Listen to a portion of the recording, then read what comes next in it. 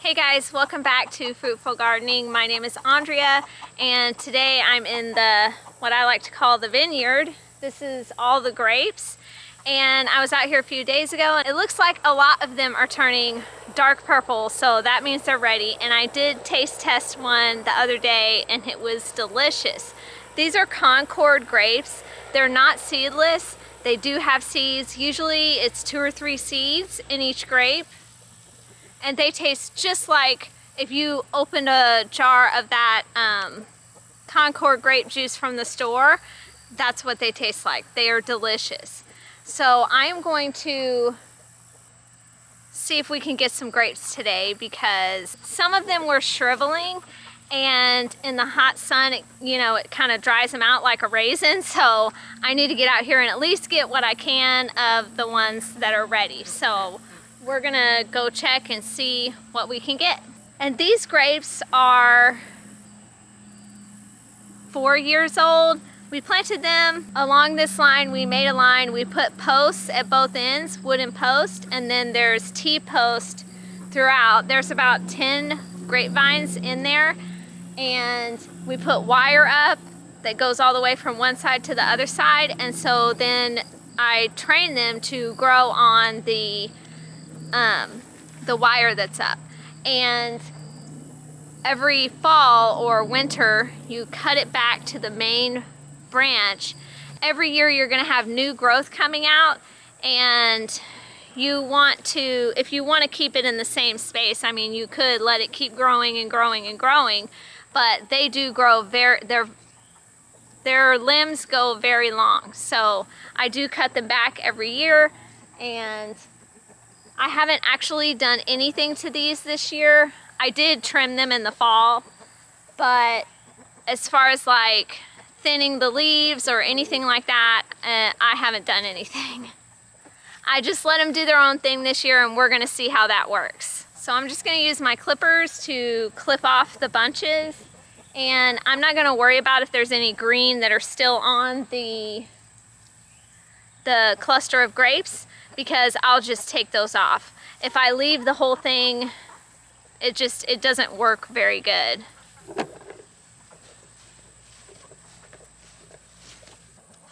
So here's some grapes.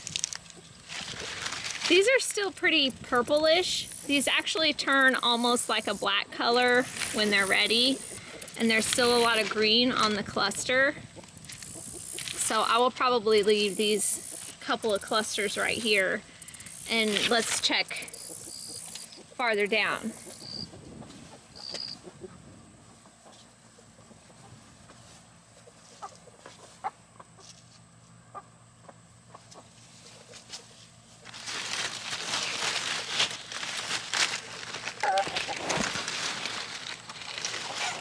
And you can see right here, some of them are kind of drying up, like this one. It just fell. But some of them dry up. And if you take them and you pick them like this, they usually split when you pick them, and then you will lose the juice. So that's why I don't like to pick the individual grape off of it. I just like to find a cluster that's mostly ready, or a spot where I can snip where the grapes are mostly ready, because when you pull them individually, they do split. And I don't want to lose the juice, because if anything, I would make juice out of these. The year before last, we tried to make wine with these, and it did not go that well. It kind of turned into vinegar, so we're still working on wine making, but I don't want to lose the juice. But I am gonna try this guy.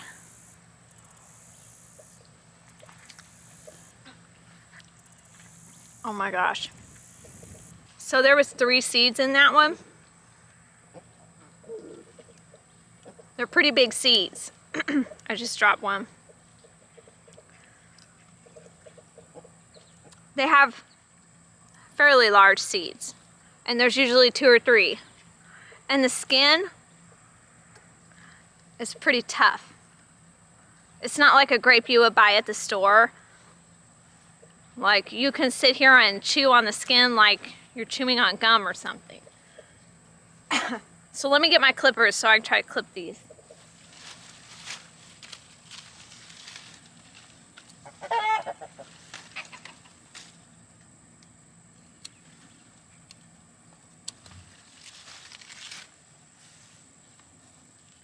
So this one still has a pretty good bit of green grapes on it, which those are not good at all.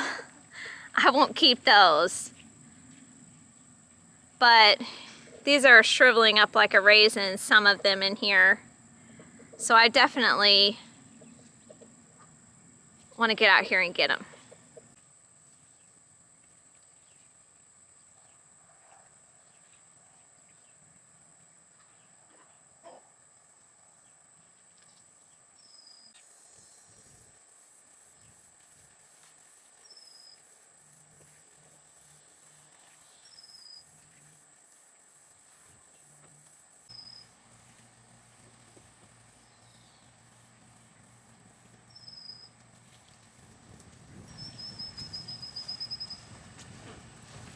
Okay, I just went down this side,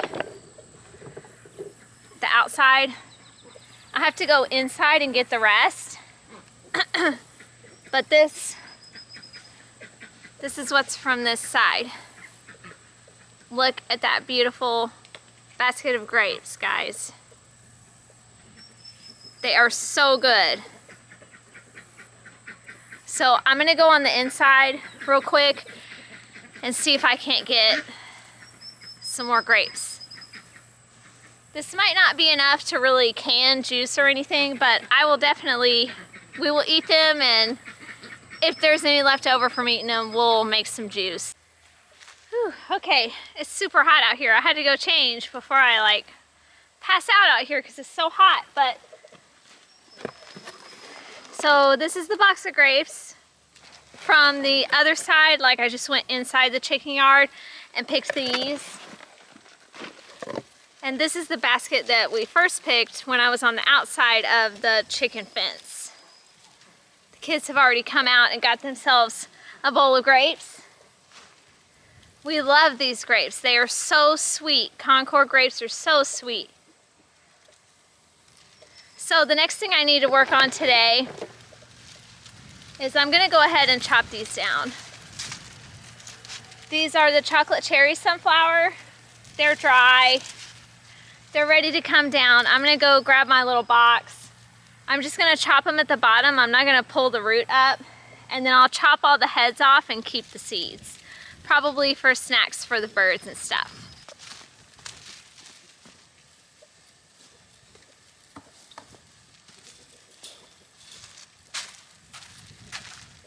Have to keep that gate shut because I let the chickens out this morning, and if I don't keep that gate shut, they'll be in here and they will eat everything. So I'm gonna get started on this and see if I can't get these down today.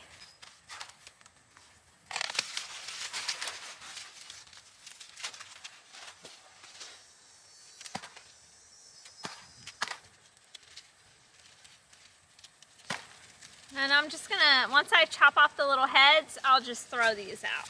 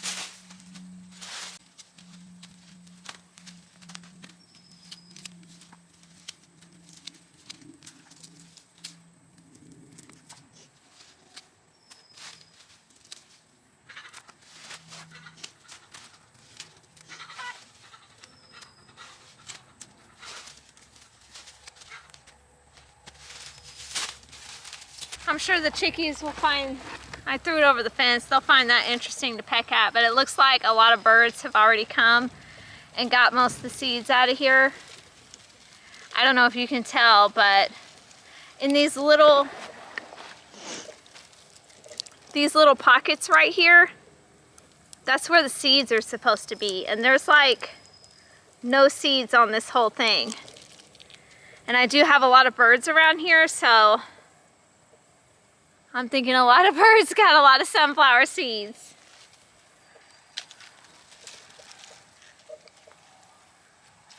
Like here on this one. Oops, I dropped it.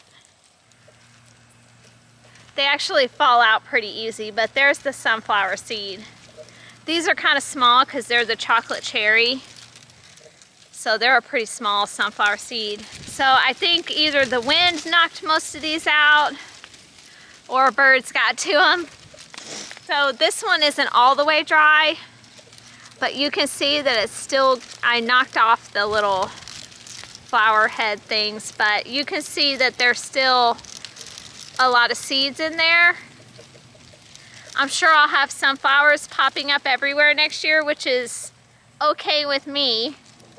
I love sunflowers. So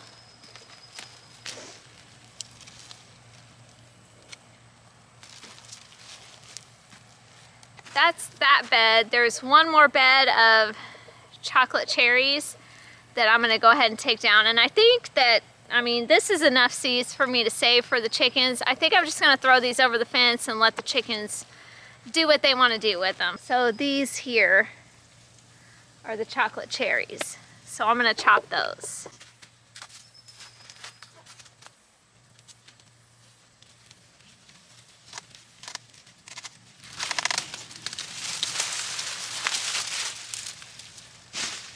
I'm trying not to let it fall on the tomatoes. They want to fall that way. Maybe if I chop them the other way, they'll fall the other way.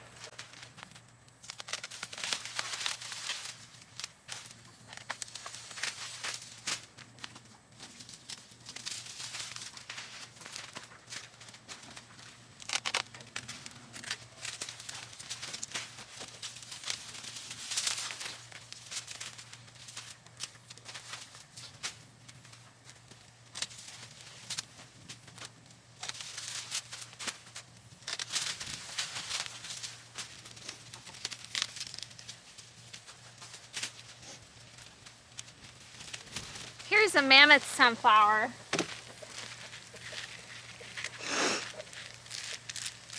And you can see all the seeds on this one.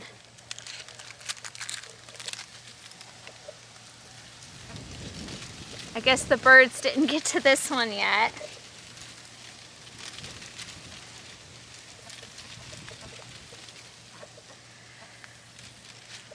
So I'll put this one in my box. And there's a couple of sunflowers here. It's got some stink bugs on it. But that one's not ready yet. It's not dry. So I'm gonna leave it.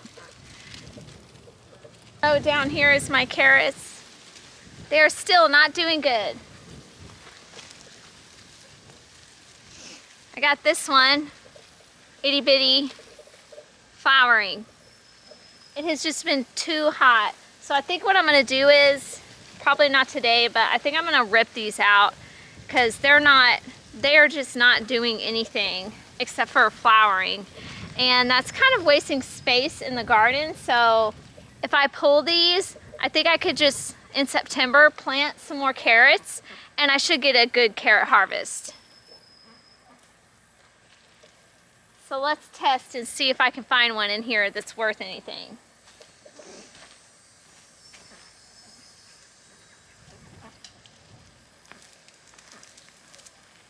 Oh! Look at that!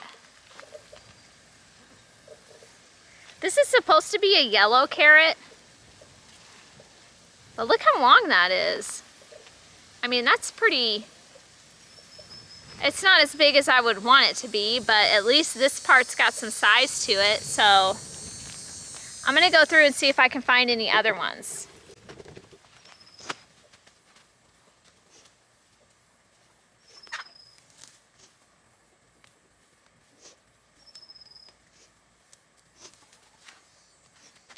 Not really. These are all little babies. That, I mean, I could take inside and wash these up and we can eat them, but when I'm growing carrots, this isn't really what I'm thinking about harvesting. I want big carrots. So I guess this year just was not a good carrot year.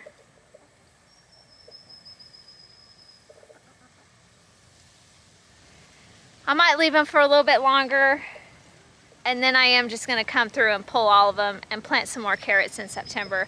Sometimes that's just what you have to do. Some things don't go like we want them to, and so we gotta do something different. But as you can see, the hornworms have been having a field day on my tomatoes. There's a couple on there right now that I'll have to come through and get for the chickens here in a minute. I've been coming out every day and getting them, and I don't know where they're coming from, but there is a ton of hornworms out here right now. I don't think I've ever, I'm just gonna go ahead and rip these green tops off so I could take these inside. But I don't think I've ever seen this many hornworms. So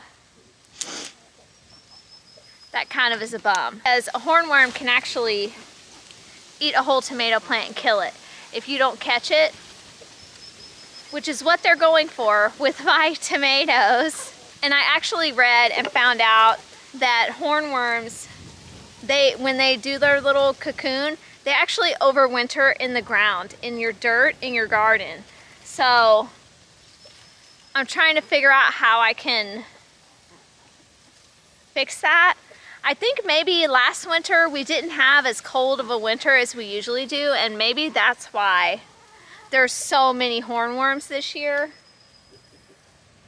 So I'm hoping for a colder winter to try to kill off some of these bugs, because a lot of the bugs that I deal with overwinter, like the squash bugs, the vine borers, the hornworms. They all overwinter in the ground at a certain stage in their life, and then they come out in the spring / summer. So I'm gonna have to figure out something to do, see if there's anything I can do to the dirt to maybe if I till it and try to find a lot of those little cocoons. I don't know if that would be possible, but I did read that if you till it to where, because they can burrow, I think it said about 6 inches down. So if you till it and you expose them, then birds and stuff can come and eat them. So maybe that's something I'll do. I'm still researching that to figure out what I can do to try to keep some of these bugs from surviving the winter and coming back next year and doing the same thing. So we got sunflower seeds that we'll save for the chickies, a couple of carrots, little baby carrots, a good bit of grapes that will be thoroughly enjoyed. You just cannot get a grape that tastes that good at the store. It's completely different. There's so many different varieties of grapes that you can grow, and I did do concord because my original plan was to make juice and wine with it. I only have 10 plants, and there's still a little bit more grapes on there that I'll be able to get probably in a week or so, but that's what it's producing. And so it's not really enough for, like, you know, you have to juice them and then, you know, boil them down, get the juice out, and it's not enough to really make a big batch of anything, but they are so good. They're such a special treat for the end of summer. Concord grapes, or any homegrown grapes, I'm sure are delicious, but there's different kinds for different things. Like if you wanted to plant grapes, you would need to research what you want to do with the grapes, because there's so many different varieties than just the ones that are in the store. And they do all kinds of different you know, things. Juice it, you can juice them, or some are very specific for wine, which that's a whole nother thing that if you wanted to get into. They don't need too much care. They do have to be trimmed in the fall or winter, and then I do fertilize them in the spring. Right when they start coming back alive and budding, I fertilize them. This year it has been really dry, and I actually have only watered them a couple of times just because I have been so busy, and some things get away from me.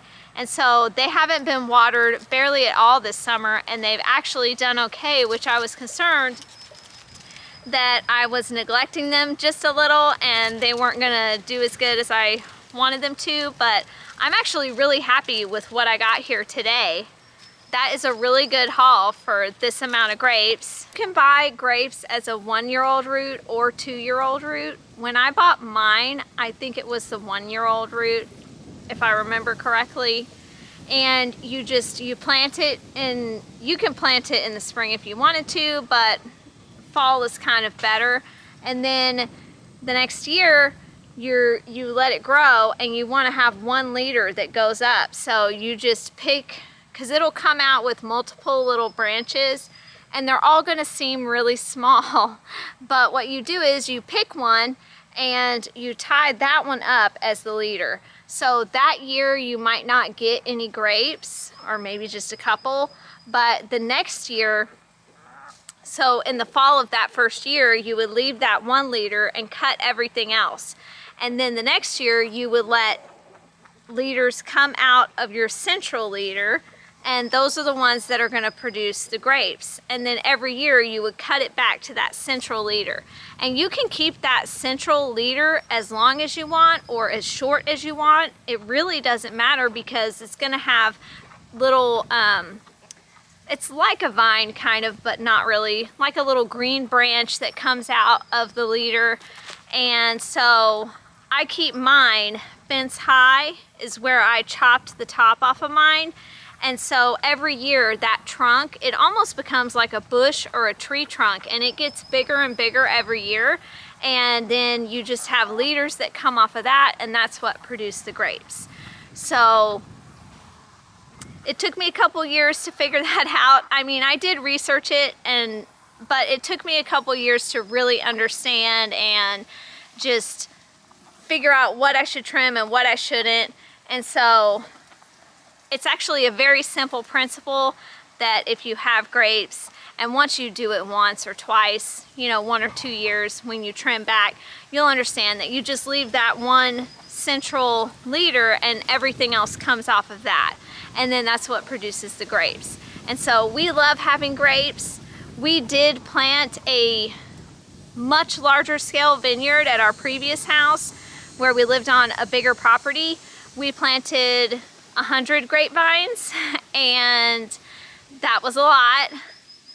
It was a lot more to keep up with. It was constant care, weeding and mowing in that vineyard area.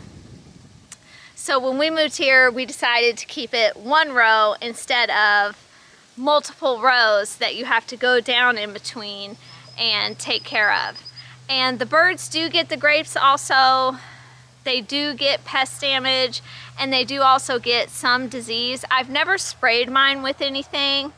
I try not to do that, so I just deal with the loss. If, you know, they don't necessarily look great by the end of the year, then that's okay with me as long as I get some grapes. So we did get grapes today, which was great, and we will be enjoying those for a little while. I don't think I have enough to can it, but at least we get to enjoy homegrown grapes. And then we got the sunflowers taken care of. The mammoth sunflowers I'm gonna have to leave for a little bit longer because they're not quite dry enough yet to where I wanna pull those off. And we're just trekking along in the garden, even though the tomatoes are looking very sad. Some of them still look great, but my favorite tomato that I was really excited about growing, that I grow every year, my Kellogg's breakfast tomato, It's got like 3 flowers on it right now. Hasn't produced any tomatoes yet. The hornworms have eaten it back to basically just sticks. And so I haven't got any of that tomato. And they're just surviving right now. So hopefully they can make it well into fall and we can get some more tomatoes. I've been picking tomatoes every day, and peppers are coming along, but we're just in that kind of lull period where it's the hottest part of the summer and everything kind of just stays where it's at. And then once it cools off in a few weeks to where it's not like in the 90s or anything, everything should come back to life. Thank you for coming in the garden with me today, actually coming in the vineyard and picking grapes, which is so fun. Grape leaves do make me itchy. I'm not sure why, but they're very itchy. But I enjoyed being out there and picking those grapes, and I am so thankful to have that vineyard. I love having those fresh grapes. And I'm glad y'all were here to see the grape harvest, even though it wasn't that much. I know that if we had a lot more, it would be a lot more, but I'm okay with this. You know, you have to kind of scale back to what you can handle. And so that vineyard of about 10 plants is what I can handle. And I thank y'all for watching. I hope you like and subscribe, and I will see y'all on the next one.